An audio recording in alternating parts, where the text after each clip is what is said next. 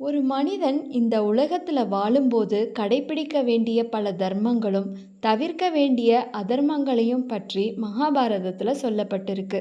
அதன்படி கொலை செய்வதற்கு சமமான ஒரு செயலை பற்றியும் தற்கொலை செய்து கொள்வதற்கு சமமான ஒரு செயலை பற்றியும் தான் நம்ம இந்த பதிவில் பார்க்க போகிறோம். மகாபாரத போரோட 17ஆம் நாள் துரியோதனனோட படையை சமாளிக்க முடியாத தர்மர் அவருடைய கூடாரத்துக்கு திரும்பிடுறாரு.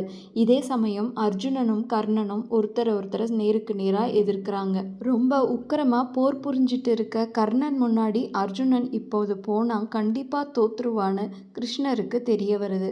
அதனால தர்மருக்கு ரொம்ப அடிபட்டுடுச்சுன்னு சொல்லி அர்ஜுனனை கூடாரத்துக்கு கூட்டிட்டு வந்துடுறாரு. கூடாரத்தில் தர்மர் நல்லபடியாக இருக்கிறத பார்த்த அர்ஜுனன் ரொம்ப சந்தோஷப்படுறார். அர்ஜுனன் சந்தோஷமாக இருக்கிறத பார்த்த தர்மர் ஒருவேளை கர்ணனை தான் அர்ஜுனன் வீழ்த்திட்டாருன்னு நினைக்கிறாரு. அது இல்லைன்னு தெரிஞ்சதும் தர்மர் அர்ஜுனனையும் அவருடைய வில்லான காண்டீபத்தையும் ரொம்ப கேவலமாக பேச ஆரம்பிச்சிடுறாரு. இப்போதான் ஒரு குழப்பமான சூழ்நிலை அங்கே நிலவுது. தன்னுடைய காண்டீபத்தை தாழ்வா பேசுகிற யாரா இருந்தாலும் அவங்கள கொல்லுவேன்னு அர்ஜுனன் ஏற்கனவே சபதம் பண்ணியிருக்காரு. ஆனால் தன் அண்ணனான தர்மரை அர்ஜுனன் எப்படி கொல்லுவாரு? தர்மர் உயிரிழக்காமலும் இருக்கணும், அதே சமயத்தில் அர்ஜுனன் தன்னோட சபதத்தை நிறைவேற்றணும். இதுக்கு ஒரு வழியை கிருஷ்ணர் சொன்னார். தன்னுடைய கௌரவத்தை இழந்த ஒருவன் உயிரில்லாதவனா கருதப்படுறான்.